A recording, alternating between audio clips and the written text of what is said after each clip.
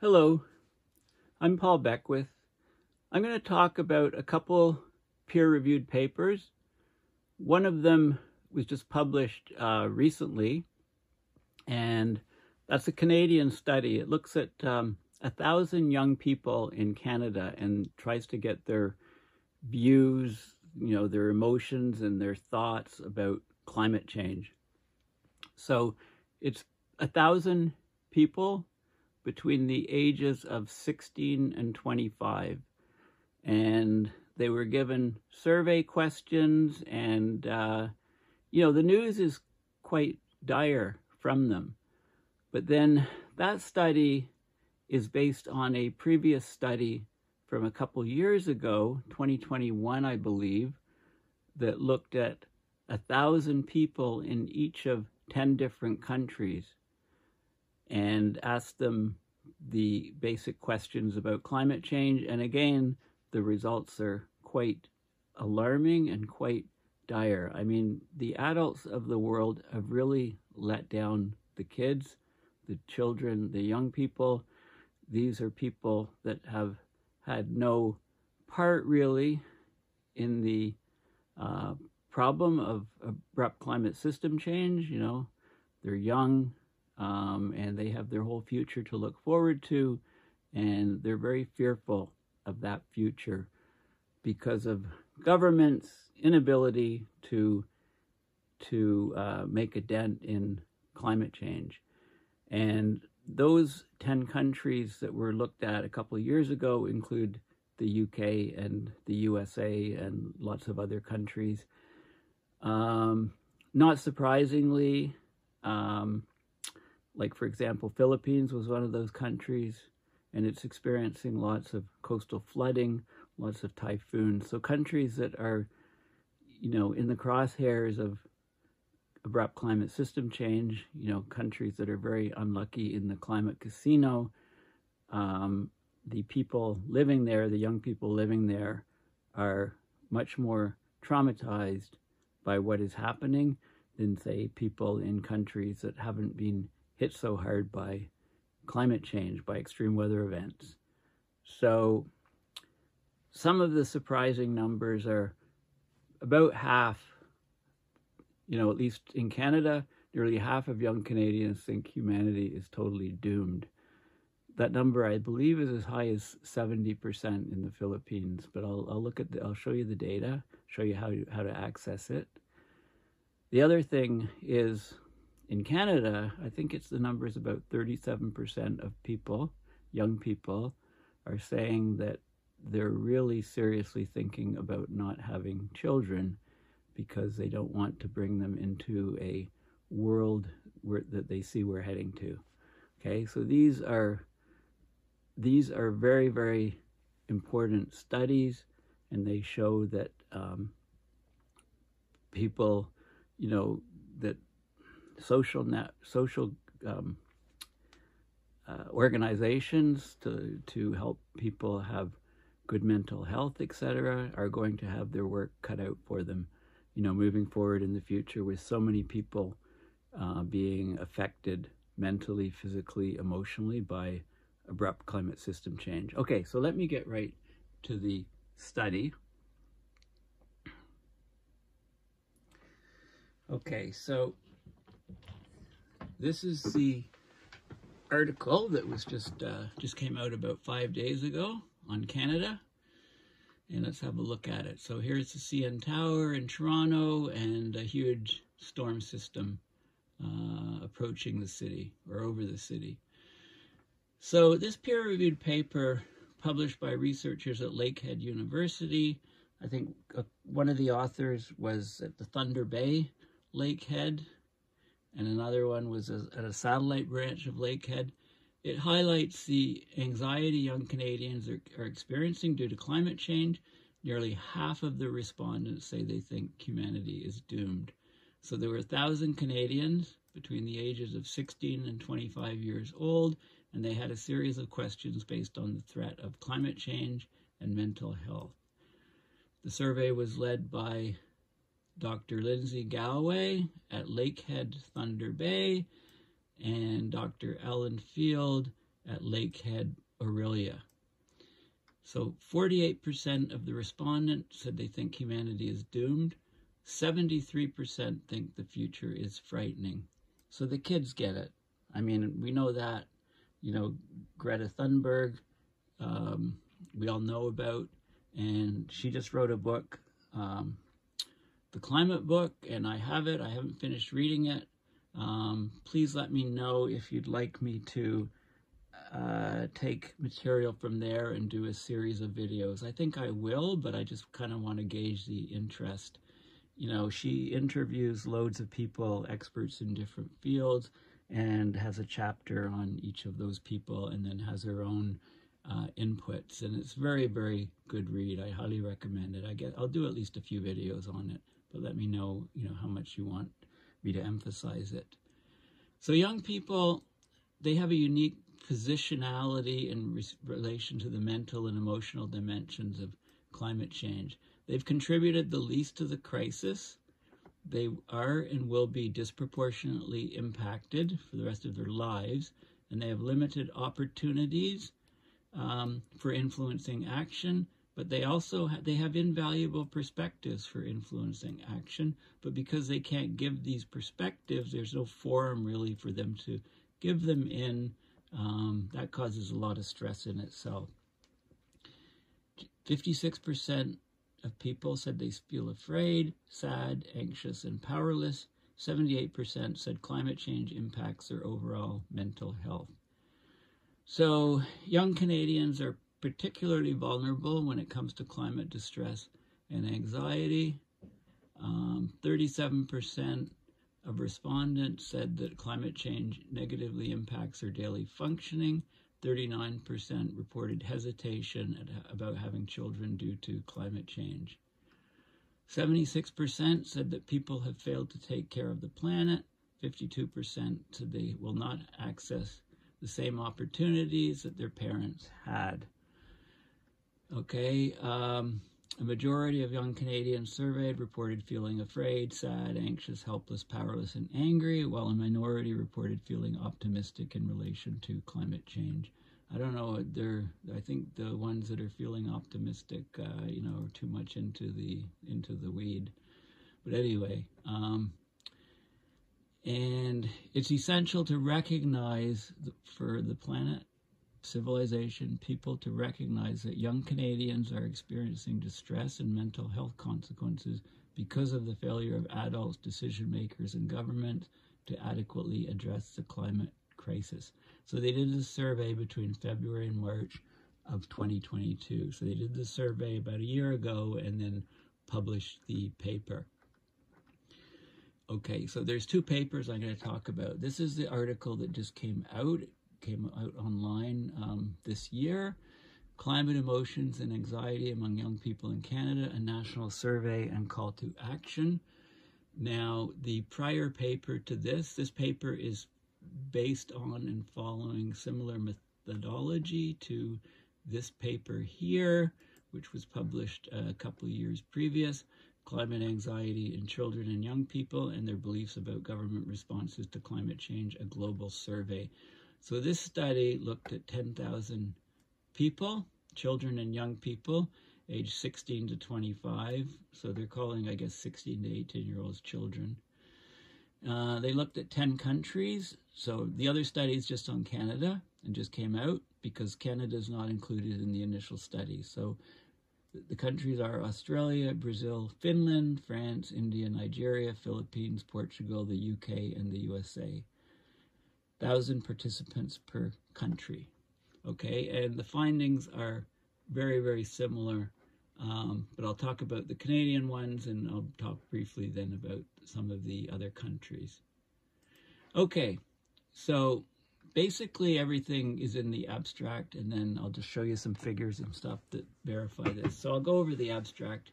Again, if you've got a scientific peer-reviewed paper, and these are both open source, so you can just, you know, Google the titles and go directly to the paper and have a look yourself if you want to investigate what I'm telling you in more detail. But let's look at the abstract here. So Young people have a unique positionality in relation to the mental and emotional dimensions of climate change.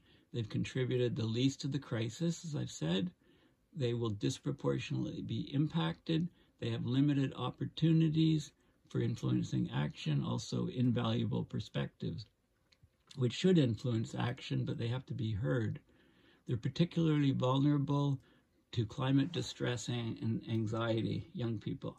Okay, so what they did, the methods, I said that 1,000 young people aged 16 to 25 across Canada. They asked people about climate emotions and their impacts, perspectives on the future due to climate change, perspectives and feelings about government inaction, perspectives on supports, programs, and resources needed to cope with climate emotions and anxiety, and perspectives on climate change education, including the socio-emotional dimensions. Okay, so the results. They're not good. We're not in a healthy place. At least 56% of respondents reported feeling afraid, sad, anxious, and powerless. 78% reported that climate change impacts their overall mental health. 37% reported their feelings negatively impact daily functioning. Climate change is contributing to negative perceptions about their future. 39% of respondents report hesitation about having children due to climate change. 73% reported thinking that the future is frightening. 76% report that people have failed to take care of the planet. They rated governmental responses negatively and reported greater feelings of betrayal than reassurance. I'll repeat that. Young people feel betrayed by governments. Young Canadians need a diversity of coping supports, and they believe the formal education system should be doing more to support them. Okay, so that's the scope of the Canadian article. Let's go to the article from a couple of years ago and look at the abstract quickly. So this is looking at 10,000 people, same age group as the Canadian one, and in 10 countries. And they didn't do Canada, so therefore the Canadians did a separate study. Okay, so the findings were respondents across all countries were worried about climate change. 59% were very or extremely worried. 84% were at least moderately worried. More than 50% reported each of the following emotions: sadness, anxiety, angry, powerless, helpless, and guilty. More than 45% of respondents said their feelings negatively affected their daily life. Many reported a high number of negative thoughts about climate change. 75% said they think the future is frightening. 83% said they think people have failed to take care of the planet. And they rated governmental responses negatively and reported greater feelings of betrayal than reassurance. So you can see that it's very similar amongst countries. Okay, so, call it climate anxiety or eco-anxiety. Eco-anxiety is distress relating to the climate and the ecological crisis versus just climate anxiety. Okay, so let's go and so that's basically they get it. They understand what's happening. They see the extreme weather events. There's not a lot of the connections between the climate crisis and mental and emotional health have historically been overlooked, but scholarly work, publications in this realm has grown exponentially in the last decade. Okay, so, this is interesting. As the American Psychological Association outlined, strong climate emotions and climate anxiety do not constitute mental illness, as some might think. Okay? Despite the potential for climate emotions and climate anxiety to result in negative consequences for well-being, many scholars and practitioners argue that strong emotional responses are appropriate considering the scale and urgency of the crisis. So this is the case where, you know, if you're, oh, everything's fine, everything's hunky-dory, no problem, just, you know, climate is a hoax, those are the people that have, you know, the American Psychological Association should say that constitutes mental illness. You know, if you're a climate denier, if you're denying, you know, the evidence of what is going on, I think they need to take a stronger stand against climate deniers and against, you know, they need to rate lots of the CEOs of large fossil fuel companies and other large companies that are destroying our planet. They need to be basically removed from their positions and said because of their mental illness at not recognizing how serious climate change is becoming. How's that for a statement? Okay, so they talk about the previous study, and the study uses very similar methodology. You know, Canada is warming at twice as fast as the rest of the planet. The higher the latitude, the higher the warming. But per capita greenhouse gas emissions in Canada are among the highest in the world. Canada has a dismal, pathetic record when it comes to cutting carbon emissions, fossil fuel extraction, and taking responsibility for climate injustices. Okay, so this could cause additional stress in Canada. So let's just look at some of the figures. I've told you some of the key results. So here's climate emotions reported by young people aged 16 to 25 in Canada. There's 1,000 people were in the survey. These people preferred not to say. These people said yes, afraid, and no was this number. So, you know, over 60% afraid, sad, and anxious. Helpless, powerless, angry, guilty, and ashamed, over 40%. Despair, depressed, hurt, grief, over about 35%. Optimistic and indifferent, only 20%. Okay, there's some open-ended questions on the kinds of supports, programs, and resources that do or would help young people cope with feelings about climate change. So some of the supports, seeking emotional and mental health support with others, like psychologists, talking with family and friends, support groups about climate change, a community of like-minded people who feel the same as I do that might make me feel less alone.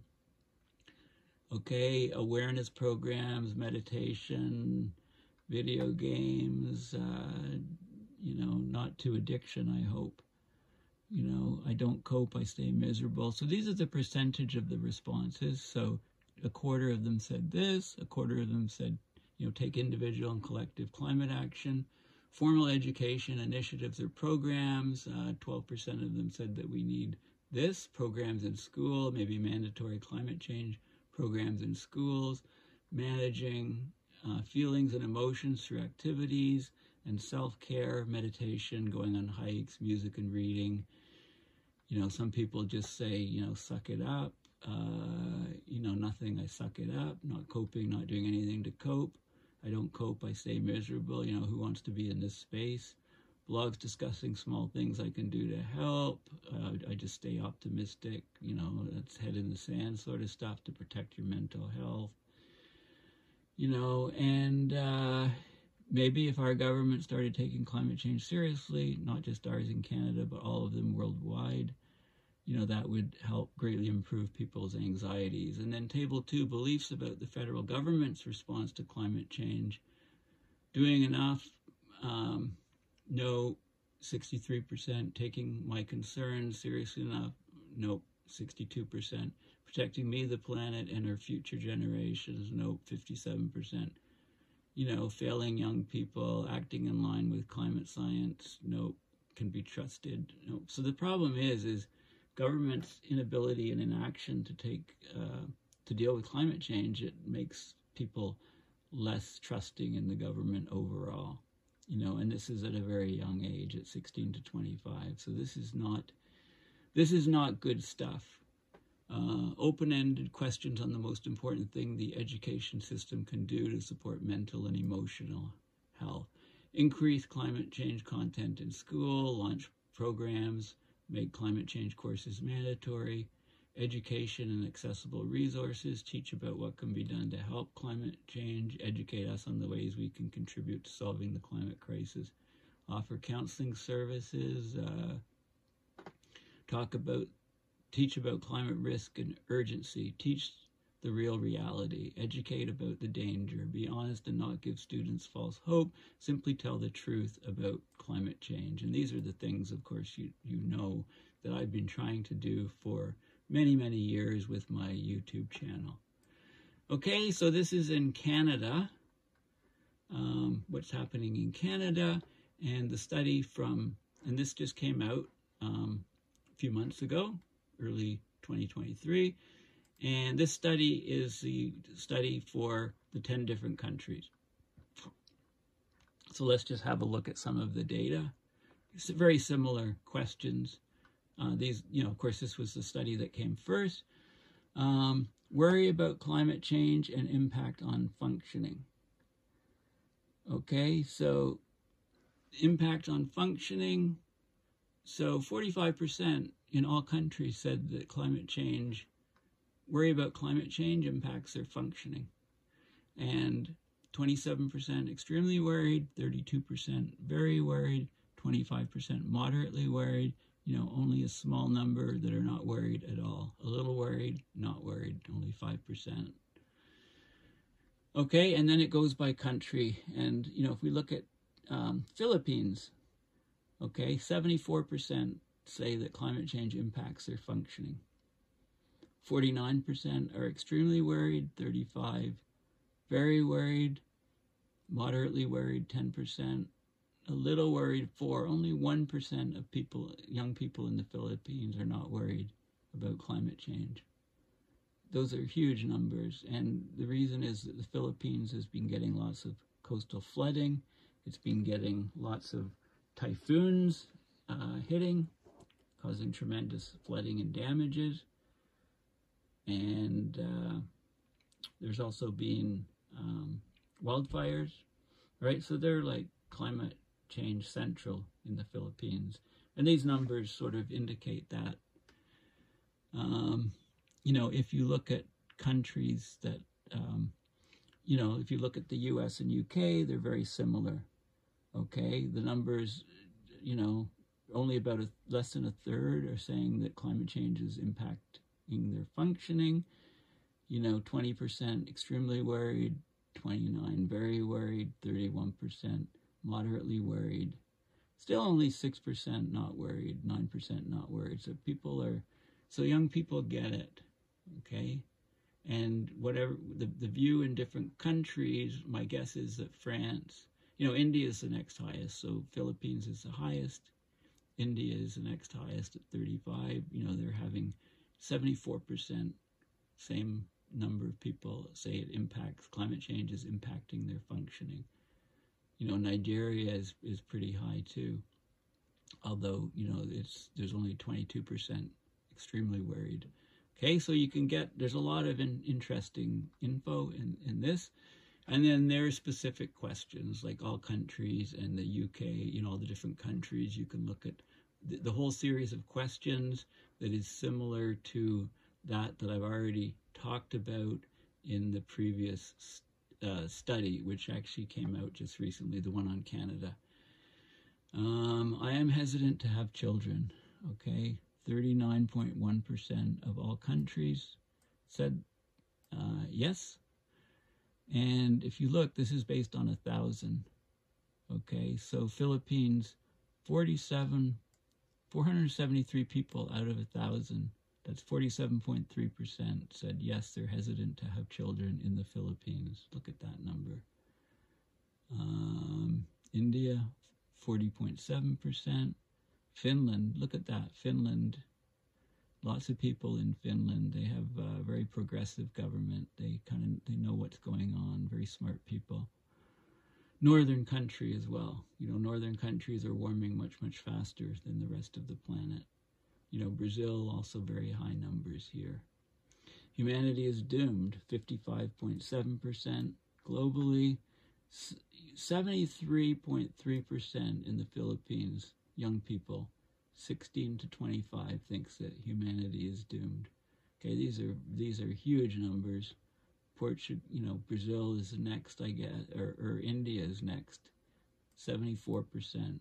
More people even in India think that humanity is doomed. Population density is so high there, the pollution, even air pollution, congestion, everything. It's not surprising that those numbers are huge. So, we failed our young people. People have failed to take care of the planet. 92.7% in the Philippines say yes. I don't talk to other people about climate change. When I try to talk about climate change, other people have ignored or dismissed me. So even, those numbers are fairly high. It's almost a half, right? So people just, try not to talk about climate change. It's an uncomfortable subject, but meanwhile, the climate is worsening and worsening and worsening. Okay, what else do we have? Reassural, betrayal. This is some stats, feelings of reassurance and betrayal. I guess there's a scale. Lots of people feel betrayal in the government. And yeah, that's basically the results. So, very sobering analysis. Young people get it. Young people should be running. If young people were in charge and running government, we wouldn't be where we are today. Get rid of all those septuagenarians, that have positions of power in government, and continue to subsidize fossil fuel companies. Big geopolitical rifts are happening, as we head closer and closer.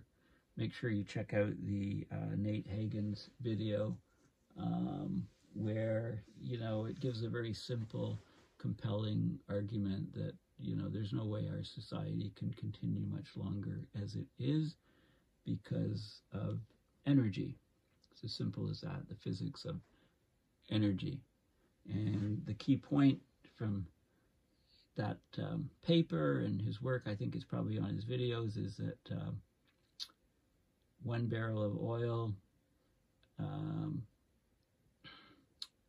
produces about 1,700 kilowatt hours of energy, which would, one person working a day's work to put out that energy would take 11 years to match the energy in a barrel of oil. So our society, with 8 billion people, of which 4 billion are workers roughly, enjoy a civilization on the backs of the equivalent of 500 billion imaginary workers, right, who are putting out the energy equivalent of what we consume in barrels of oil per day. So that's the bottom line. Okay, all right, so it's good to, we need to know this stuff. Now, what are we going to do about it, right? Governments need to treat this seriously, because we really have completely let down our young people in society, and their mental health is suffering severely. Okay, well, thank you for listening. Please consider donating at my PayPal account to support my research and videos. This one was exceptionally tough to do, but it needs to be talked about. Thanks again for listening, and bye for now.